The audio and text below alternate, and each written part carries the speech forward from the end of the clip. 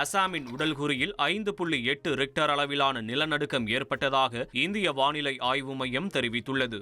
இந்த நிலநடுக்கத்தின் நில அதிர்வு வடக்கு வங்கத்திலும் அண்டை நாடான பூட்டானிலும் உணரப்பட்டது. இந்த நிலநடுக்கம் மாலை 4:41 மணியளவில் ஏற்பட்டதாக தேசிய நில அதிர்வு மையம் தெரிவித்துள்ளது. இந்த நிலையில் இந்த நிலநடுக்கத்தால் எவ்வித பாதிப்பும் ஏற்படவில்லை என அசாம் முதல்வர் ஹிமந்த பிஸ்வா சர்மா தெரிவித்துள்ளார்.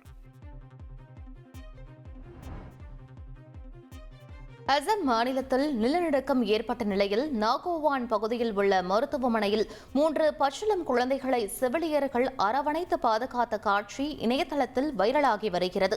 மருத்துவமனையில் செவிலியர்கள் பணியில் இருந்தபோது திடீரென நிலநடுக்கம் ஏற்பட்டு மருத்துவமனை சுவர்கள் அதிர்ந்தபோது செவிலியர்கள் தங்கள் உயிரை துச்சமாக நினைத்து பச்சிளம் குழந்தைகளை அரவணைத்தபடி நின்றனர். இந்த காட்சி இணையதளத்தில் வைரலான நிலையில் செவிலியர்களுக்கு வாழ்த்துகள் குவிந்து வருகின்றன.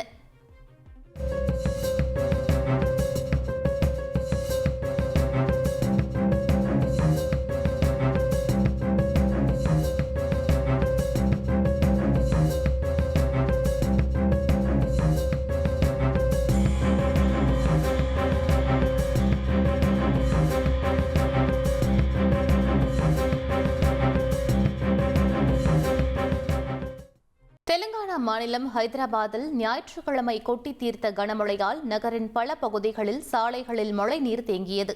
இதனால் வாகன ஓட்டிகள் கடும் சிரமத்திற்கு உள்ளானார்கள்.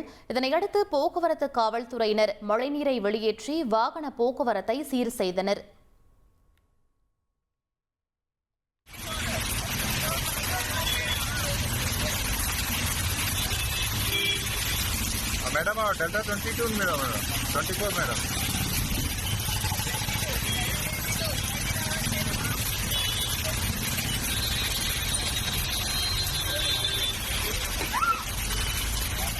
உங்கள் தந்திவன் தொலைக்காட்சியில் வீர ஆஞ்சநேயா தினமும் காலை 8 மணிக்கு காணத் தவறாதீர்கள்.